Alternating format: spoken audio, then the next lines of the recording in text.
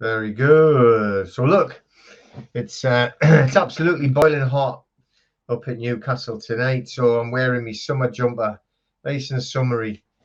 Okay, to go with the boiling hot sunshine that we've got up at Newcastle. And I have my very posh spring water now. Look, yeah. So hello there. Oh, well, that went mad. Right, Nick. Yeah, yeah. You got to catch up. That's it. Let's go in. Yeah. What's that say? Free flight. Free flight. Hiya, Wendy. Hiya, everybody. Hiya, Raid. And Linda. Hi, how you doing? From all the way from Ontario, Canada. Back on again. Well done. Excellent. And John, hiya. Des. Hello. Good to see everybody coming in. It is dry so far. Hasn't been bad. It's never rained since we got the roof fixed, you know. So, hi, Andrew and Tyra and another Andrew. Two Andrews and Beverly and Les. It is dry, you know, and John. So not been bad. Like I say, ever since we got the roof fixed. Sod's law, innit, you know. So I've got a few things that I want to cover today. So from everyone who has been on the Facebook group, you'll have noticed that we had stopped all of the posting. No, being good. Look. The sorry, but we'll get back soon. You know, we stopped all the posting on it for the last couple of days just to try and clean it up a little bit. And I've got all the admin, like, been talking to them all. You know, it seems to just been getting a little bit carried away with itself, right? The group, we set up the group, right, to try and help when we're putting people into the private. So what I mean by putting people into the private is we have a series of documents that we have created, and hi, Jeanette, from Portsmouth, who used to be based down there in the Navy. And then Andrew Coates, another Andrew. Okay, hiya. So on those documents that we set up, and we've been revising them and making them better and better and stronger all the time, you know. So this is what it was about, trying to help people to come out of the system. All right, trying to pull them out of this corrupt system, put them into the private with this documentation, and then after they had done the documentation, to help them set up being in the private to move over to a private trust. Now from there, we've also still not finished it yet, but I'm getting very, very close, and I've got a lot of progress happening. I have a few more people that I need to speak to that are experts on these private members associations. I just feel, from my point of view, that I've got it nearly correct, and I've had some great backup, some great help from experts and professionals over from the United States. And there's just a couple of people that I want to speak to in the UK that know what they're doing as well, to make sure that we have it so it fits not just the USA side, but the UK side as well. So this is what this has been all about. So we started it so that we could help people step out of the system to control the straw man. So what do we mean by that? Right, well, controlling your straw man means you control that capital name that was created for you by the government. That is not you. That is the government. Okay, they created it. So you are controlled by it, and you're controlled by them all the way through life. So that's why you're always having to pay all these things out. You're always getting fined. You're always getting like penalized for something, it seems. And it's all about this, what we'd call a straw man, the proper name, legal fiction. Okay.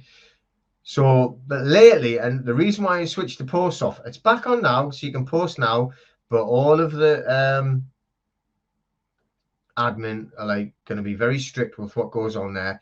It's not about a council tax group. And if you want to just talk about that, then get on to one of the other groups, because there's loads of them out there, and you can go and they do all these like affidavits. There's one of them does a commercial lien thing that's like about 100 pages long. All right, so like go on them. It's not a problem. Go on and get their affidavits and everything and argue it that way with the council on there. I know that the contract law thing crosses over, right? I'm not saying it doesn't, but I'm not wanting to concentrate on one particular thing, right? It's not what I'm here for. I saw, from New Zealand, Truth Seeker 247. Lovely. 24/7, obviously. Excellent. New Zealand, eh? We've had a few from New Zealand. I've actually done a talk on a group from down there a while ago as well. Great to see you. Lots of people on. Excellent, lovely. So let's just step back a little bit, okay? So like we're not about like council tax, and we're not about like speeding fines, and we're not about parking tickets. Now and again, all right, like it's going to cross over. Have a look in the files section. I am telling you now, right? We've got more paperwork in the files section than the Vatican. So you can go onto the files section, all right, and there is tons of files for council tax, tons of files for parking, and affidavits and this and affidavits and that. That is just so much. All right, so you could go on there and you could actually get all that. All right, but this okay was set up originally, right? The whole thing was about becoming private, fighting the system, getting out of the legal society. Okay, so this is what we want to be people to get concentrating on, getting the paperwork correct. Once the paperwork is correct and you're moving towards that being a man or woman in the private, then go on that next step, which is to set up the private trust, which is going to protect your property. Okay, which I'm going to go on to a little bit more. What is property? Okay, bigger than what you may think. Then from once you've gotten onto your private trust, fingers crossed by then we're going to have able to like help you further by doing into PMAs as well, which means a private members association. Again, I'll make a quick note about the PMA and also the private trust, so that I talk about a little bit about it more before I go off. Okay. So last week we were really diving in, sort of like on the private trust. I had Darren on, who's helping with the private trust. We put the links in there. They're still on. The links are on the other video from last week, and I've recorded it and put it back up again. All right, so it's not just on the live, all right, because they separate it when you do live. This is going live, so YouTube separate the recording and they put it somewhere else. But we also have it recorded and we put it up on the normal video as well. So on there's the links for Darren if you want to make an appointment with Darren to go on to your specific private trusts. Okay, so that is all on there from last week. All right, so go and have a look at that if you want to speak to Darren and make an appointment. But this is for your like a design perfectly for you for a private trust. So let's go back, all right, to what we're actually about and what the whole thing had started for, right, which was the taking control of your straw man, so, or the legal fiction, however you want to call it. So when we are born, even if you have not got a birth certificate, right, the thing is when people like they're having like children now, they think, oh, I'm not going to register me child, I'm not going to register me son and daughter, and it's going to keep them out of the system. They've already done another certificate anyway.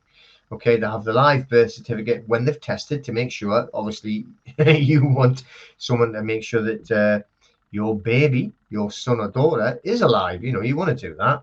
So years ago, they used to take the baby and they would prick the heel with a needle to make the heel bleed, and then they would take the print, heel print of the baby, and that is what they would create the live birth certificate with. Okay, they would also take a sample of the, what's it called again, the placenta, and that was classed as a stillborn, the death. Okay, this is what represents you being dead. Now, with the certificate, the live birth certificate, there's four parts to it. And it gets sent to different departments in the government. But one of them parts is going to go to the Vatican, where they are creating the bond with the QSIP number that's going to get invested and sold on the stock exchange. Okay, so you are in getting, or your child, or you, whoever it would you want to talk about, is going over to the Vatican anyway, even if they haven't registered, you know, at the general registry office or the local registry office. Okay, so all healthy posh water, this one. It's not like you know, Morrison's. Tastes just the same, costs 3 times as much, but all right, so that's what happens. And then from there, what they do is they change your name. You got to remember, right? We never used to have these surnames. So me, right, it would have been Peter, not Peter Wilson, right? Will, or the son of Will, Wilson. This comes from how the governments have created it, right? So if you were making bread, you would be Peter Baker, all right? If you were fixing a roof, you would be, what's that? Thatcher, there you go. That's the word I was thinking of. Thatcher, Peter Thatcher, or Tyler. All right, Peter Tyler. Right, if they had Tylers back then. But then the government started making these surnames stick to your family. Right, this is not like, this does not go back, because you were from families and clans and everything like that, and it was a bloodline. So they've created it in full capitals. I know that most of you, hopefully most of you understand everything, but you know, just to make sure. So now you got them full capitals. That is the legal fiction. Fiction means it doesn't exist. It's not real. It's not alive. Okay, that's what that means. So the when they've created this is what exists in the legal society. So they've created, you are living in a dead earth hologram. You are living in a fiction. It's fake. It's make believe. It is not real. Okay, and everything about it and the whole thing is completely fake and false. All of this, I'm richer than you, we've got more money than you. It's not. There's no such thing as money. Right? It doesn't exist anymore. They took it away years ago. If you want to have money, then buy gold or silver. That is money. That is what money is. All right. I still, invest in silver all the time. For whatever reason, they stopped me allowing to use my the one that I had in the UK. So I had to find a local dealer that I can buy it from. But so the whole thing is fake and false, and everything is gauged, right, with this legal society. Okay, hopefully a lot of you are thinking that I'm kind of going over stuff, hopefully that you know most of it. All right, but on the legal society, this is coming from, I'm not going to go turn up from the Venetians and coming, but the Venetians controlled everything, all of the Vatican. So the Venetians in 800, right, the oh God, I'm never going to remember all the names, but the Vatican, I think it was Pope Leo, he bestowed upon Charlemagne the emperor. He made him the emperor of the Holy Roman Empire. So we are all under the Roman Empire. We have been under the Roman Empire for thousands of years. This is what this Roman civil law comes from. It is civil or civili, right, coming from Latin. We are all under Roman civil law. So fair enough, some people might call it maritime law, admiralty law, but it is Roman civil law. We are under the complete control of the Cabal, which is all of the Roman society, the Roman Empire. Now, as the Roman Empire was getting sort of like less, the people that were running it were just hiding. So they've moved and hid themselves, right? Now the base is in where the bloodline families is in Venice, right? But the in 800 AD they recreated the name of the Holy Roman Empire, and this was under Emperor Charlemagne.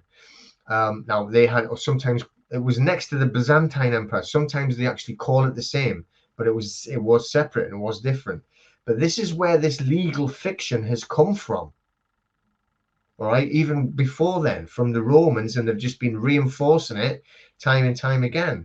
All right, now you've heard me probably talk about like the trust on the Sette KV trust, but also the Unum Sanctum that was set up in 1302 by Pope Boniface VIII, right, which declared that they owned everything in the world and it was all under trust and you could own nothing.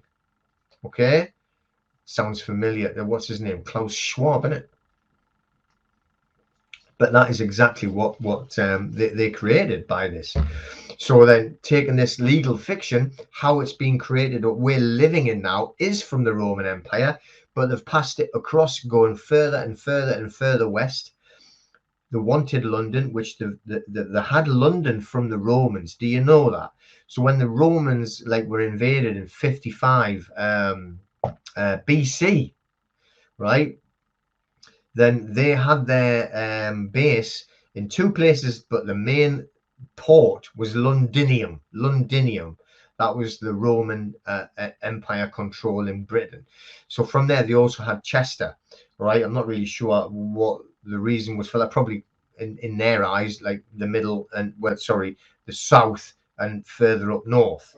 Remember that they were looking at England, not Scotland. They called them, it wasn't called Scotland then, but they didn't go like that far north because it was too wild. So eventually they had built Hadrian's Wall, right? It's here. It's only a couple of miles down there, and it's like it still is there now, bits of it anyway. And right next to us is where it stops. It's called Wall's End because it stops on the coast and it goes right the way across to the west coast. But right, they had created Londinium. Now it's still there now as the city of London, and it was still in importance. So when the Edward the Confessor, right, died, okay, in just before 1066. Now this is going on to like the Treaty of Camden, right, which you have to check Anna von Rees for that. All right, check Anna von Rees, brilliant work. And also like some stuff that Martin Anson does from Anna tells you about it, right? The Treaty of Camden, we had already broken that because we with the Welsh, right? The English, but they weren't English, they were Saxon. All right, so the guy that was in charge, all right, and they called him Harold Godwinson, was a Saxon, wasn't English whatsoever. But right, he was not of the bloodline, so they weren't very happy. So they wanted that bloodline back in so they could control the city of London. This is in 1066. This is why we had the Norman invasion. Okay, all right. So the Norman invasion, right? They called them Normans, and they were from France, in Normandy, as we call it now. But it was France. They were called Normans because they were from the north. Now, you might or might not know this, but okay, in 1066, there was 3 battles. It wasn't just the Battle of Hastings, and it wasn't even Hastings. It was called Senlac Ridge. It was on this big hill, right? It wasn't at Hastings. It was at Senlac Ridge. Google it if you don't believe me. But further north, they'd had 2 battles further north already.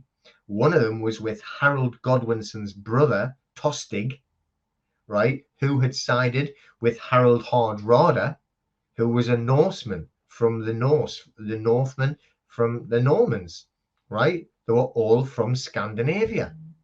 So he had invaded and had the Battle of Stamford Bridge, all right, further north, but it had depleted and worn out Harold Godwinson's Saxon army that was protecting what did eventually become called England. All right. Now I know that this probably thinking this is long-winded, but when William the Conqueror, or William the First, or William the Bastard, whichever one you want to take, and he was called that because he was the illegitimate son of an earl. So that's why they called him that, just because he wasn't a nice person, but he wasn't a nice person. But anyway, so when he invaded and he won and blah blah blah, right? Now he went to London, he went to Westminster, and he went to the City of London, and he didn't do anything to anyone. He didn't harm London at all, because his job was to protect London. His job was to secure the City of London for the Phoenicians or the Venetians. Okay, so that is what happened, and then he took the rest of the country with him. But what he'd done was, what anybody else that stood against him or didn't do anything what he did, he actually destroyed everything. Here, where we are, right, well, probably not as far north as this, because I actually live north of that wall, the Hadrian's Wall that I was talking about before, but they called it the harrying of the north, and they literally did a scorched earth policy. After this is after, 1066 there, but it was after, I think it was like 1069 even, maybe, and they killed literally every man, woman, child, and animal that they could find from here right the way up to the I think it was actually just past York, which they called North End, and that was the border between and Northumberland, where we always were, Northumbria, right, which was kind of half English, half Scotch, kept going backwards and forwards. All right, but the when he conquered the whole country, he made what was called a Doomsday Book. Okay, the Doomsday Book. Now, on the Doomsday Book, what he did, William, he literally, think about what was it last year or the year before? And we were in England anyway, or in the UK, you were having a census, right? You had to go and tell them you were here. Yet I didn't. Hopefully you didn't. All right. They even knocked on the door and the dogs were barking, going mad. I just looked and she went like that. I went and waved back and just walked away. I'm not filling no census in. I'm not telling you anything, right? But on the Doomsday Book, and this was going right back to William the Conqueror's day, he made it was literally like an accountant's account book of every single thing of worth in the whole country, right the way up to, like I said, they scorched the earth and everything, right, all the way down to the whole country of all across England and Wales. Everything of value went into this Doomsday Book, so he could know what was owed to him through tax. You had 10 cows, he was getting paid tax. You had some sheep, he was getting paid tax. The only thing that never went into the Doomsday Book was the City of London. All right, the City of London. So there is a point to this. Okay, I'm just going to turn the heating down. It's getting a bit warm in here. Yeah, I think that's a bit cooler. So the City of London didn't go into the Doomsday Book because he wasn't going to get any money from being the paying tax, right? The City of London, that 1.2 square miles or whatever it is, that has the Temple Bar, which is the church right in the center, which was the very point where they established the Templars, right, the Knights Templar. Okay, that bit of land there, that is actually higher in importance, and it's the only bit of land in the whole world that does not pay homage to the Vatican. It's actually above the Vatican in their eyes. Okay, so this is how far back, I mean, it's like right from the Roman Empire all the way back, we are all under Roman civil law. All right, now it's just changed its name,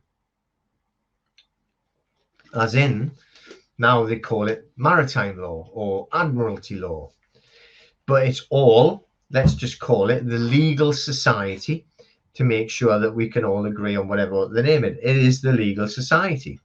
What is the legal society run from?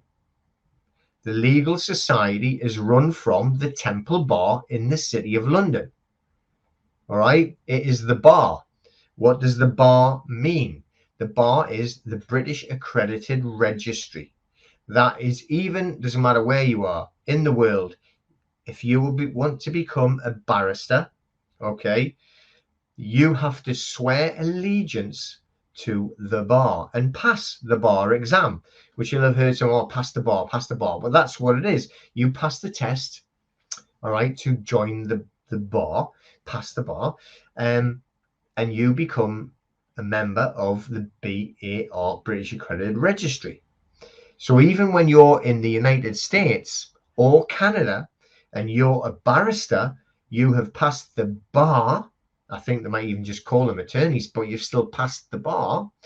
Your allegiance is to the British Accredited Registry or the Temple Bar or the City of London. I know for a fact that the attorneys in the United States are called an esquire. An esquire. It is a title. It is a noble title given from the City of London. But the thing is, because of the US Constitution, nobody in the United States, doesn't matter who you are, what do you call it, president or anything, you're not allowed to have a title, a foreign title. Now, anyone that is an attorney and they've passed the bar, they are given the title of an esquire. So they're actually smashing to pieces their own constitution by having that title. But this is the legal society. Now, this is what I might be going on a bit, but look, right? This is what we're here for, to try and step outside of the legal society. Okay? So we're doing our paperwork, right, to stand as a private person, a private man or woman. We're not a person. All right. So this is why now I'm gonna make a note of that person thing, because I have to put straight what some people call a natural person. Think that is a man. It's not. Okay. Now the when they've set up the legal society, they've set it up so that they've set up and that they are all corporations. They are all limited companies. Now, this is where the UCC comes in, by the way. Okay. So I know that some people detest the UCC. I get hassle all the time for like talking about the UCC. But the thing is, right, you want to call it something different, right? But like the UCC is the Roman Empire. The UCC runs the entire world through commerce. We are living in a commercial world. We are living in commerce. So if you want to do anything, you have to interact with commerce. You have to interact with the legal society. So what we need to do is create our paperwork so that we can step outside of the legal society, but have the ability to step into and work in the legal society when we need to do things like eat, for instance, have a bank account, for instance.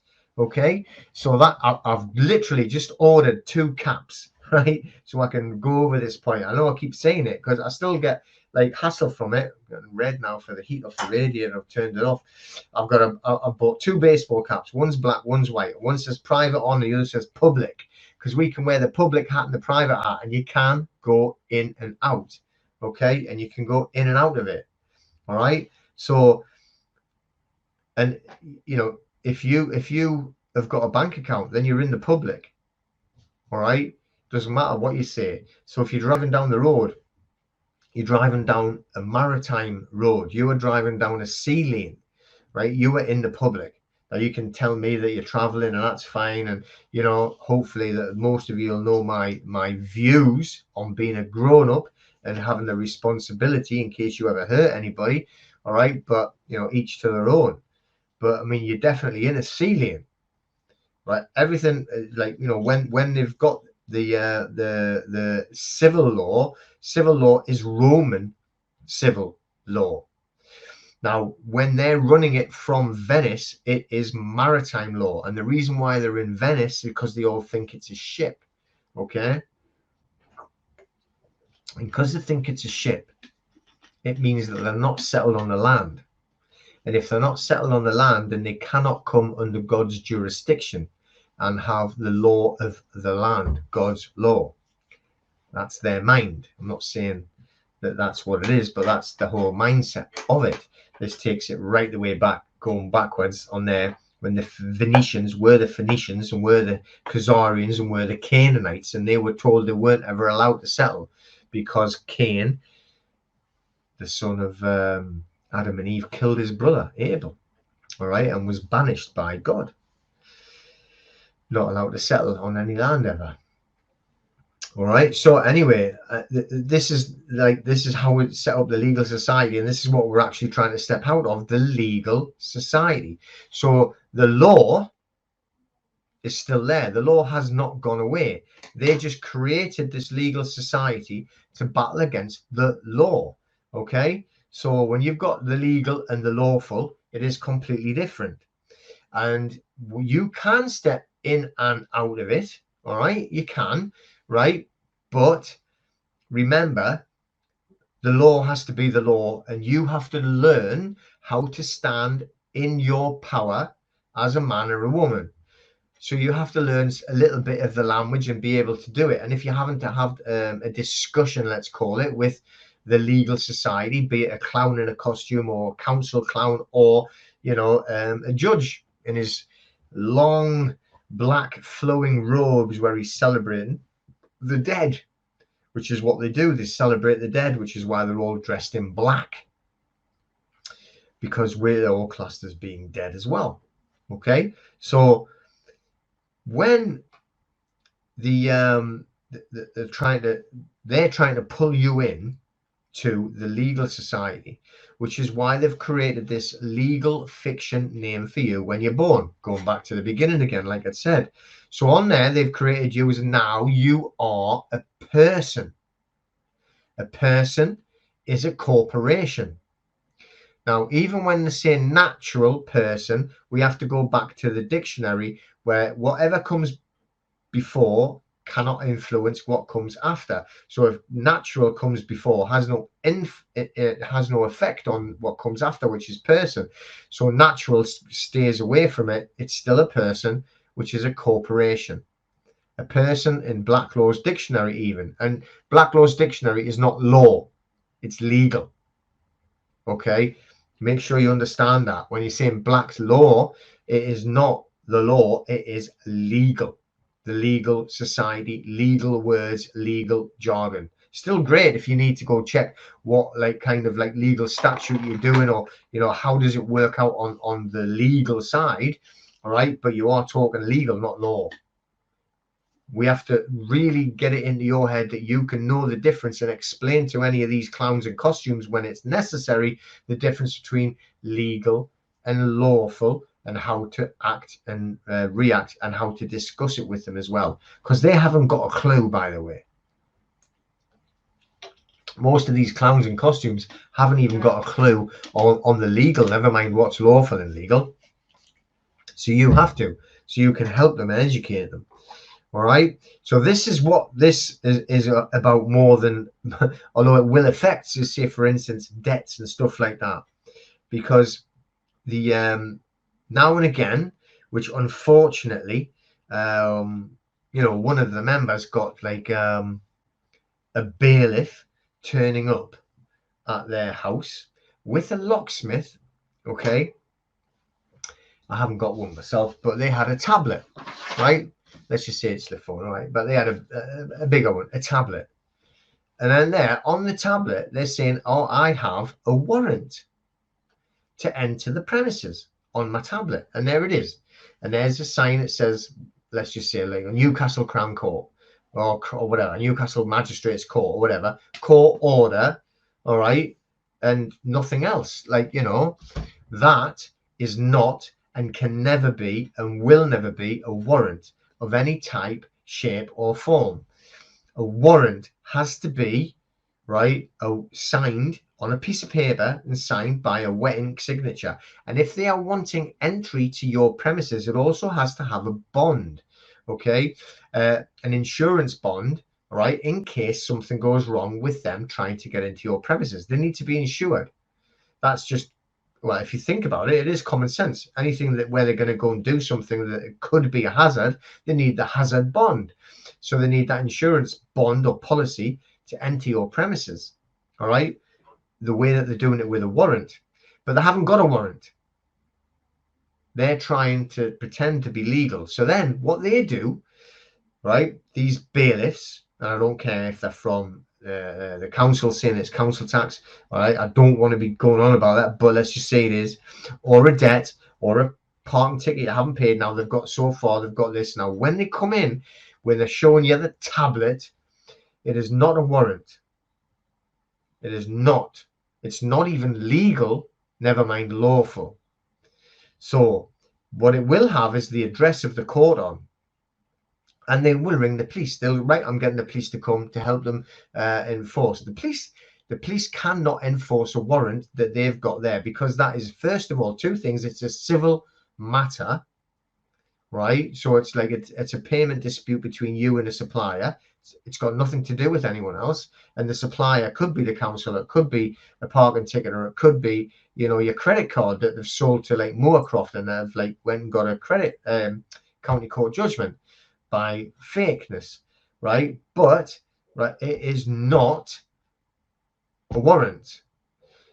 So what I would do, right, is and this is it, just say, and they'll call the police.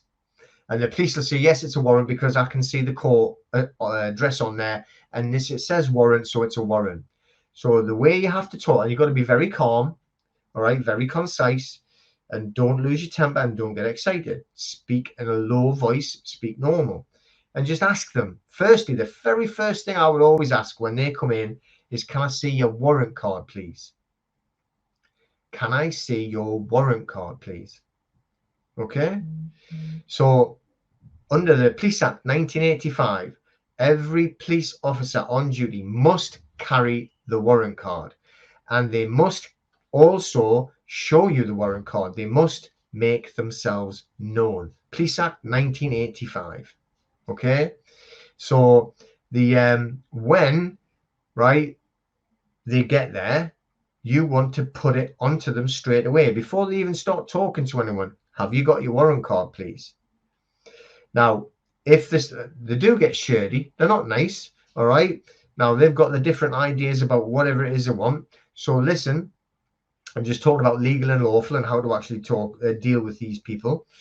So just be polite and say, look, you know, I'm just telling you under the Police Act 1985 that you should have your warrant card on you at all times when you're on duty. Are you on duty? So if you're on duty, you must have your warrant card ready, and you must show it to a member of the public when requested to do so, to make yourself known. That's the term they'll use, make yourself known. Okay, so that is the dog trying to get in. Hello, you. It's gone off and off. All right, so when they get now, like, there's two ways they're going to go there. They're going to like not show you and say, look, there's me numbers and blah blah blah, and they do. They're arrogant. They're a bit aggressive.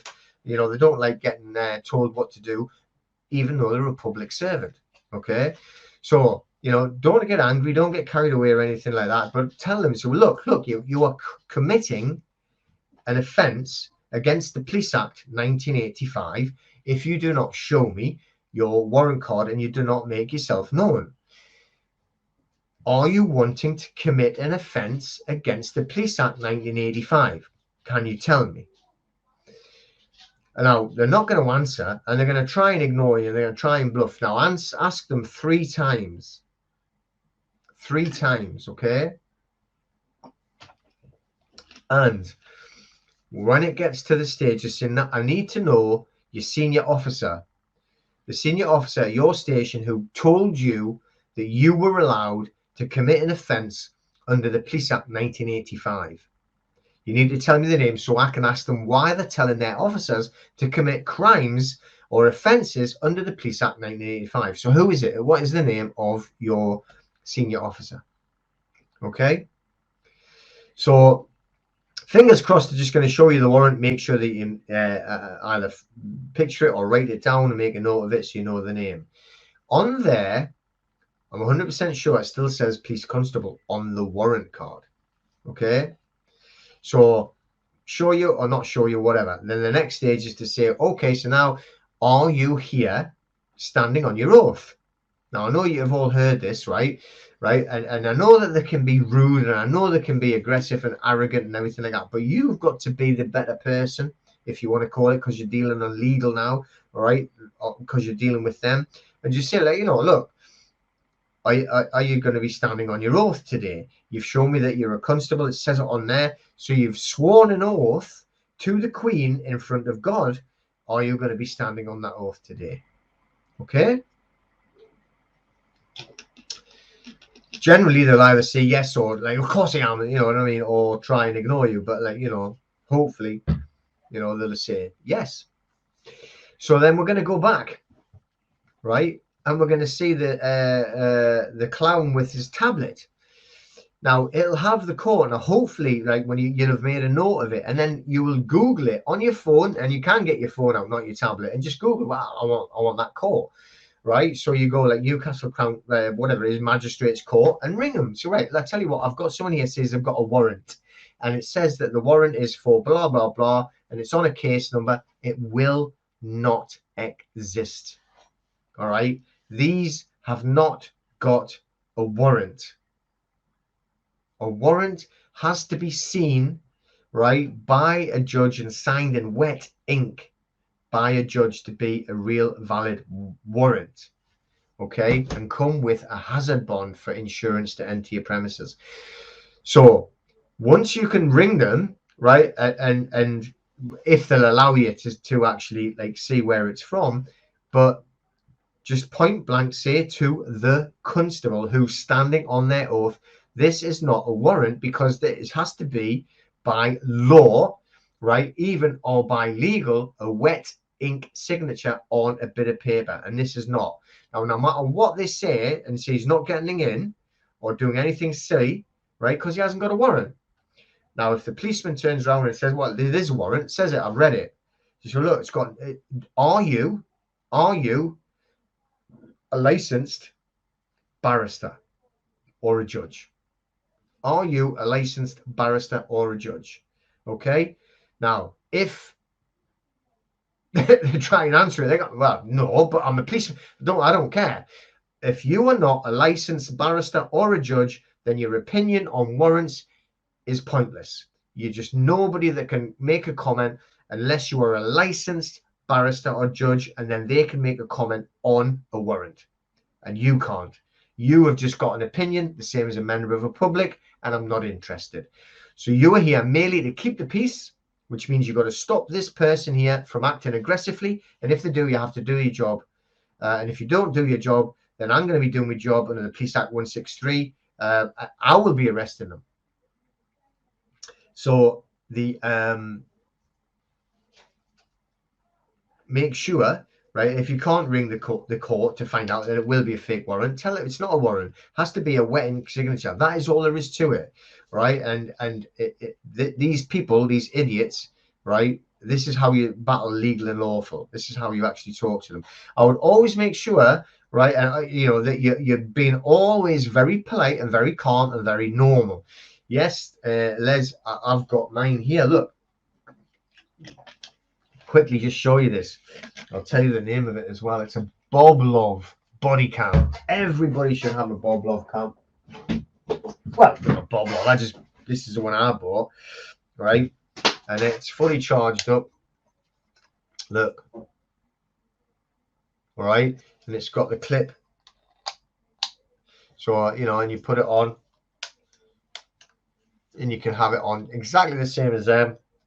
You've got it on there, all right, and you click the on button. We can make it comfortable. Click the on button, and then that's going to be filming. Don't stand with your phone. You don't want to be having your phone. Get a body cam. I can't remember how much this one was. I think it was about 80 odd quid. Yeah, Bob, like, you got to have it. Got to have it, Vicky. So you put that on and it's recording everything. It records sound brilliantly. I've done it. All right. I've got a video. I've actually deleted it of me getting angry and shouting and swearing at some idiot in Specsavers because he wouldn't fix my glasses because you got to put stuff on your hands. I'm not putting that poison on my hands. Or I'm not doing your glasses in. I just lost my temper. I had the video on, so I deleted it because I was swearing at him. Oh, come on, man. Anyway, it's about 80 odd quid, you know. So, you know, make sure that you've got like that body cam all the time and that you're recording everything.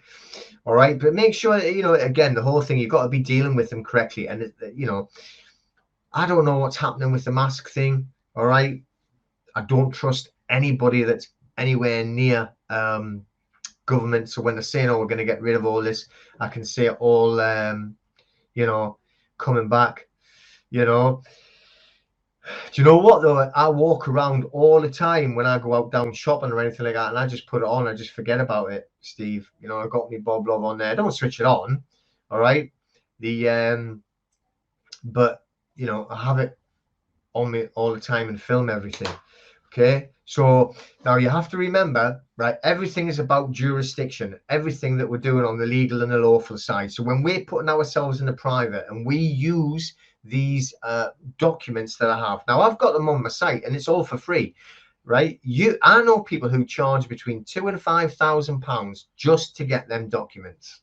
They're not the same as mine, but they're similar, right? I've got them all there for free. You can just download them and edit them to you and then send them off to the Sinister 7 or whichever number it will be for your particular country, all right? You know, and you can just do that for free, all right? So when I've done that, I also have the ID card, okay? Where am I now? So on the ID, oh, I'm breaking on my deals here.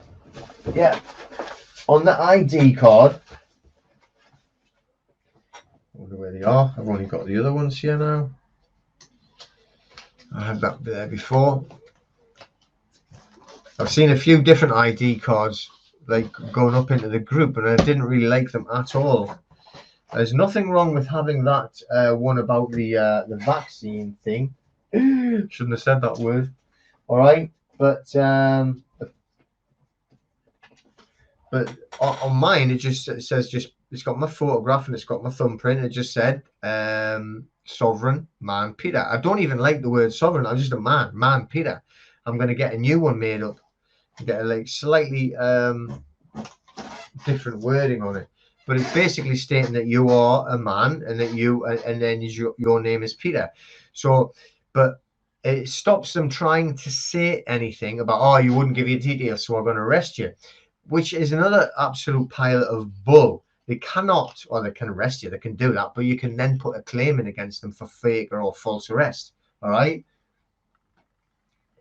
So when they came to my gym to try and arrest me because I had my gym kept open, and they went, right, oh, what's your name? And there's like big letters above the like my name, like, and I'm looking at it, you know, and my certificates are there, and all, you know what I mean, the name, you know, and I'm like, right, and I went, oh no, we need your date of birth, and that is the joinder bit, you see.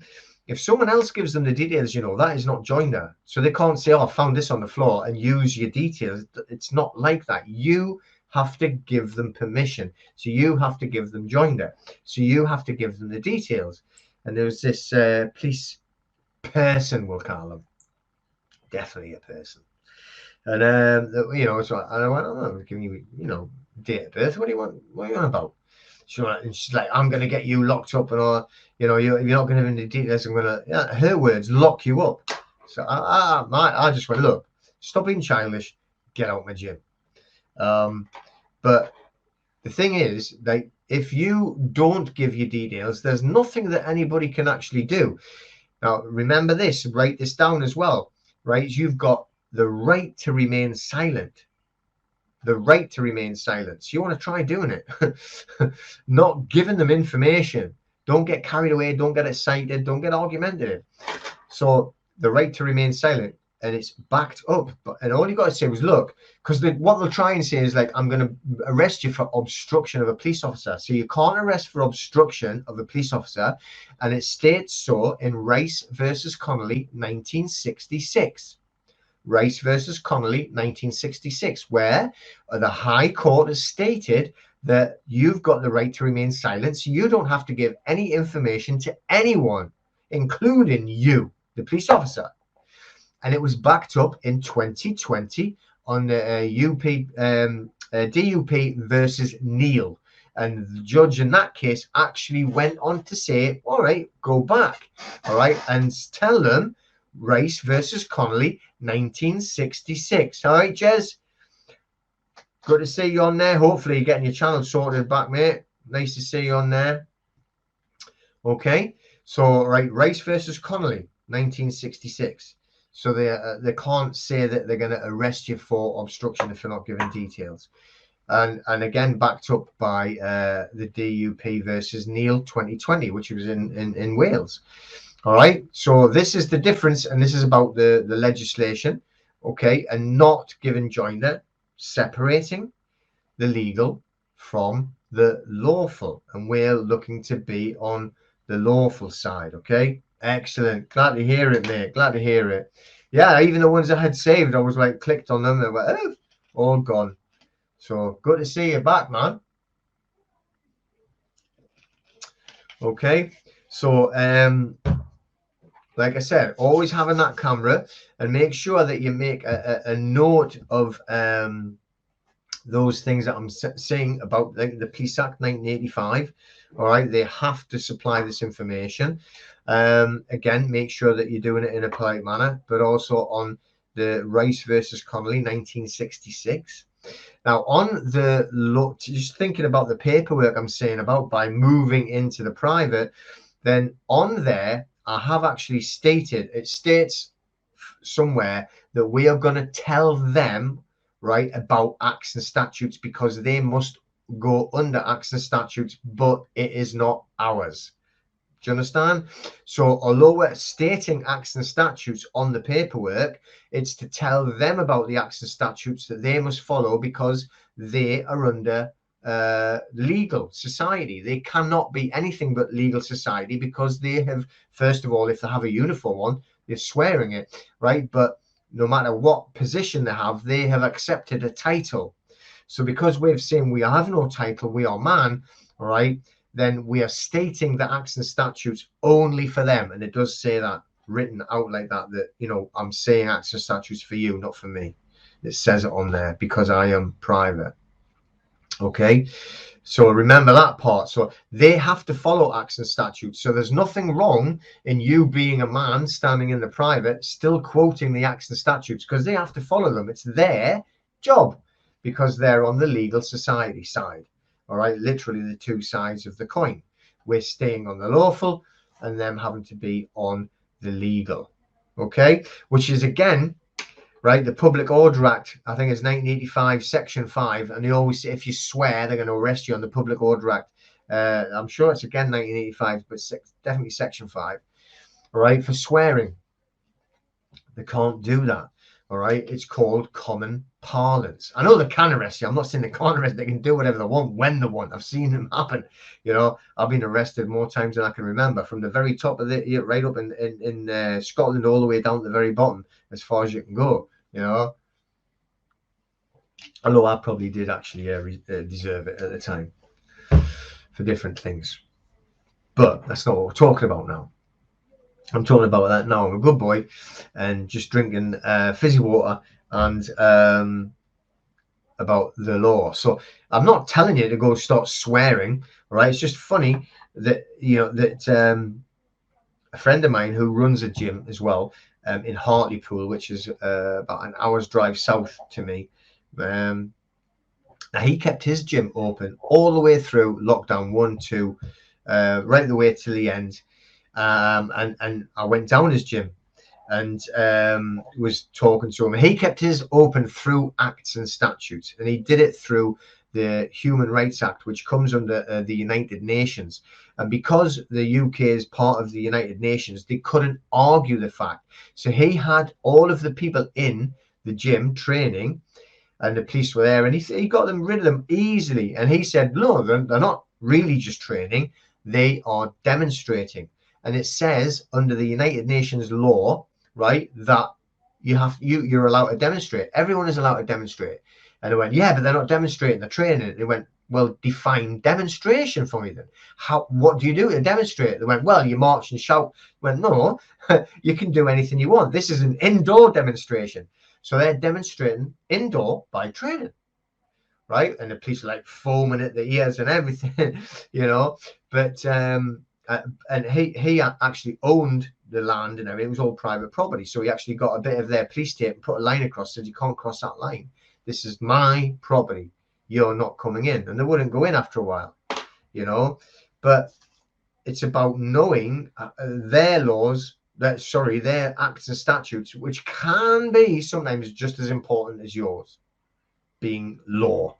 Okay, so you can use both. In the end, right, what they've done was they put up this massive, big, ridiculous charade and closed his gym down for what do you call it, an ASBO, all right, antisocial behavior. Now he did get shut down, but then when he checked it back again later, he found out that for the Human Rights Act, you're not allowed to use you're not allowed to use an ASBO against a Human Rights Act. Okay. And when the clowns were coming in and arguing, hiya David, yeah, good to speak to you this week. And they were saying, you know, like, well, no, this is, they always say this is the law of the land. Acts and statutes are definitely not the law of the land. And the way that he described it was he was what do they call it again? He was Mr. Universe for a few times, 4 or 5 times, but he was also the strongest man in Britain. All right, when they did these strongman competitions. And his name's Eddie Elwood. All right, so if you ever heard of him or know him, and he was telling them, well, I tell you what, you know, we're talking about who's got a higher law. So who has the higher law, the United Nations or just you? And you just being in England. That's me. I might be the strongest man in Britain, but who's got the higher say, the strongest man in Britain or the strongest man in the world? He says, so that's the same. So the United Nations tell you what to do, you know. So the clowns did not like that one little bit, but you know, he stayed open all of that time, and I've been trying to get a hold of him to help him for for a court thing, but he's been fighting it. They gave him like a 10 grand fine, I think, something like that. Completely fake fine, you know. But that's just the way it is. Okay, so oh dear me, getting a sore throat. So, you know, so I'm just saying this, talking hopefully to get you an idea about what we're on about, acts and statutes, and also staying in the lawful side and not legal, and not getting them crossed over. Remember, they will always try and pull you into their side by the jurisdiction trick. All right. So a lot of times when we're saying, that's why I wanted to get them hats, the public and the private hat, because we can deal in both sides and you can swap. All right. Because you do have to be a bit careful. And that's why I do a lot of work now on the PMA, and it will start to come into its real power soon. So if you look at France and starting to spread through Europe, all of the restaurants now that they close them down, all setting up as a PMA, a private members association. Because it's a private members association, right? Acts and statutes cannot be affected by a private members association. Okay, so the whole reason why, like, you've got all of these big posh men only clubs in London that Doris will go to and Watercock will go to, and they'll do whatever they want in there, because, you know, it's a private members association. They have a private club. So acts and statutes don't affect it. So they can't tell them that they are breaking discrimination laws by not having women in, because it's private. So in France now, they've set up all of these private members associations, and all of the people who want to eat in the restaurants become a private member. And it's a contract. It's all about the contract. It's contract law. So when we're creating my gym now, instead of having it as a gym, it's a private members association, and every member has a private contract. And on the private contract, you are allowed to contract, and no one can stop you contracting or not contracting. And once it's a contract is set up, it's a private contract. And this is where the law works. All right. So they can't interfere on privacy. Okay. And that's the way it is. So that's why I'm working out. I've got it nearly done. I have the articles of association, I would say 95% finished, 99% finished. I'm just changing them slightly through advice from experts on private members associations from the UK and the USA. So I'm getting it from both sides, because a lot of people say, oh, you can't do it, you can't do it. Well, I tell you what, Doris and all his posh pals down in London have been doing it for centuries, and they all have whatever hours that they want to rule, whatever they want to run. They stay open as long as they want, drink whatever they want. Okay, and that's the way it is. Okay, so that we have to use the benefits of the privacy, okay, by being a private members association. It just has to be set up properly in the right way, and that's what we're going to do. Okay, so now that we have all of the paperwork there available for you if you want to do it, right, so that you can set yourself up in the private. And then from there, you set yourself up in the private trust as well. So you're going to cover your property and everything. Okay. And then on the business side, we're going to have the private members association. It's all about staying out of the legal society, like I was describing it, how it was set up. Might have been a long-winded description, but I wanted to make sure that you understood what we were talking about. Okay. Being in the private or being with the lawful side for us and the legal society for them. Okay, that is what it is, the legal society. All right, so hopefully that's covered everything that I wanted to talk about. All right, the what will be finished very, very, very soon on the private members association paperwork, and it's going to be on the site for everybody. It'll all be there. You won't have to pay for anything. You can get it, download it and everything like that, and hopefully read it. If it suits you, your business, your plan, then you can do it. But what you have to do is you have to make sure that you do everything correctly by the book, to make sure it's private and can't be interfered with by them. So it has to be done how it's worked out. And it's not just from me. This is like, you know, months and months and months of studying, talking to experts who are still running PMAs now. That's the difference. They're running them now. They're running them, and they've got it set up in the USA and the UK and in Europe now as well. So that it starts with the trustees, okay? Right, it's not a trust as you have the private trust or a statutory trust or a family trust, all right, but it still has trustees, all right. So and it makes it protected, and it looks after your business and you in the business. So very, very powerful. So we have to make sure that there's the line drawn, okay, and one side of the line is going to be statute or public. We are going to be on the other side of the line, which is going to be private. Okay, and the private members association, and us being in the law. All right, so that's the two parts of it. So remember, I mean, we're always going to be dipping into the public. All right, if you're going on a public road, then you're in the public. If you've got married, okay, who has got married? If you have got married and you get a marriage certificate, where did you get the marriage certificate from, or the marriage license? Right, you've got it, right, from the government, okay, from the state.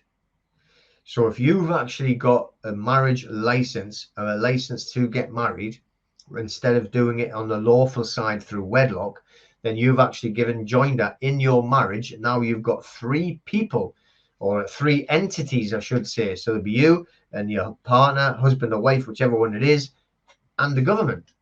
And they are all in there with you. All right. So because they issued you the license, they now have the benefit of anything that comes from that union. So that is another way of how they actually can deal with your children. That's why they can own your children and take them away at will whenever they want to. It's not just about the birth certificate. It's also if you've got the marriage license, a license, everything that's licensed, okay? The legal side of the world, they deal everything that they might call it a license, but it's not. It's just tax, right? But it gives them the ownership of the things that they are licensing. So if you have a bar, right, and you're opening or a nightclub or whatever it is, it's got to have a license. So you pay for it through the nose to have the license to that, and they can take it away whenever they want for whatever they want. Food, now they'll call it like a hygiene thing, but it's still a license. So they give you the license. So they own that license and they can take your business away at any time they want. And the same with the marriage license and the driving license. All right. If you've got the driving license, they can take it away at any time they want. It's all public. And if you've got a marriage license, all right, so it means instead of wedlock, you can get wedlock, right, for your union. Doesn't have to be, you don't have to go through the government to do it. But if you have a license, then you are going into the public side and they own anything from the union, and that includes your children. Okay, so just bear that in mind. All right. You do hear a lot of people that find this out and they want to get divorced, so that I'm not telling you what to do. Don't go and do that. All right. But just, bear in mind everything that's going on, and it's far more complicated than we think. All right. Trying to remain private. Okay. So the decree absolute, Donna Maria.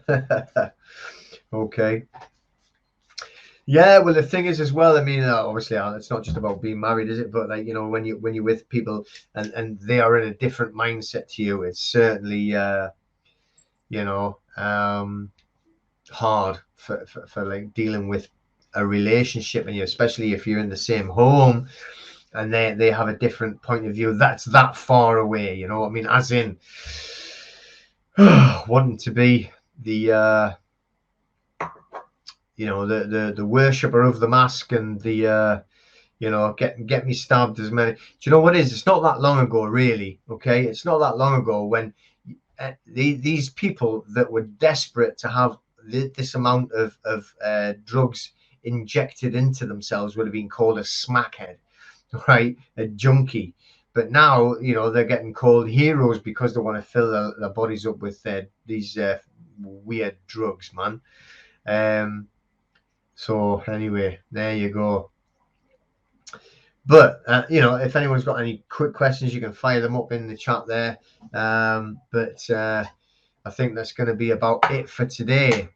So tomorrow, anyone who is in the members, I know there might be 2 or 3 of you, we are going to have a members only Zoom meeting. It will be by Zoom, and it'll be the training, and we'll be going over the PMA stuff and the private trust that we're going to have inside the you'll be able to put all of your documents, privy documents, into the private trust, as well as all of your property as well. Now, this is our private trust inside the membership, and it's for you. It's not a group one, but we are setting a group one up as well, an umbrella one. But you can still go and deal with Darren and get your own private trust on top of that to fit everything else in. Okay, so I'm going to be I think next Friday as well, I'm going to be going over some more on the lawful and legal side, and about a joinder and avoiding joinder, and how to deal with certain situations and that. So we're going to talk more along those lines. Okay, but hopefully you enjoyed it. Have a look at the the links below. Now we have allowed more posting to go up on the Facebook group now, but have a look at the Telegram as well as Twitter. All right, and you know, the website and everything is all underneath in the links. Okay, so when you go on the website, all them documents, I haven't got the PMA documents up yet, but all the other ones are there, all up there for free, help you get put into the private.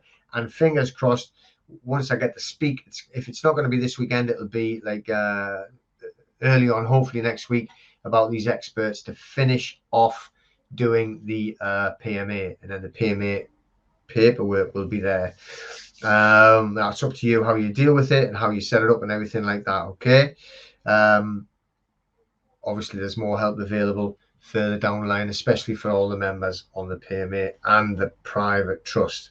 But for now, I'm going to go and get myself some more fizzy water. Pellegrino.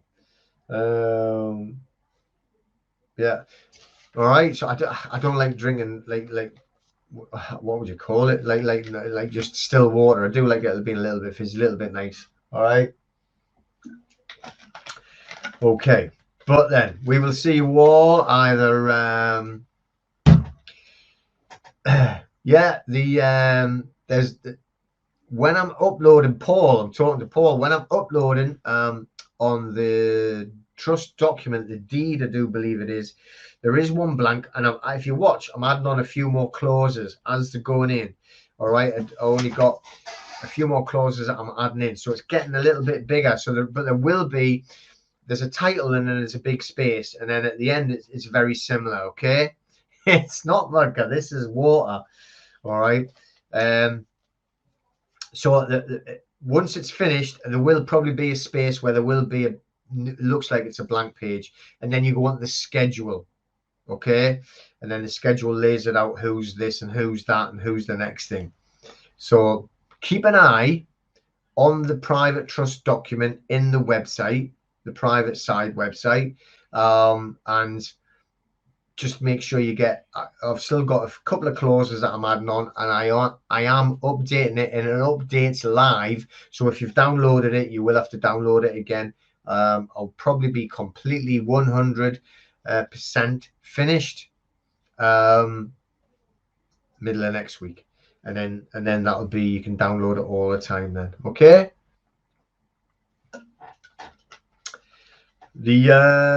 All of the files are on claimyourstrawman.com. It's all in the description. Go to my Linktree thing, I think it's called, the Linktree, and all the links are in there. Click on that and you see all the different links. All right, so I'm going to shoot off them, people. Hopefully you enjoyed it. Bit of good information for you. Take care. I have to get an early night. I was up late last night. We went to this spiritual meeting over in Gateshead on the south side of the River Tyne. And obviously seen a lot of people there, and it was very late, so to get back, and I'm not normally like that. I'm normally 10:30. Okay, so an early night tonight for me. Catch up. So take care, everyone. All right, and we will speak to you again.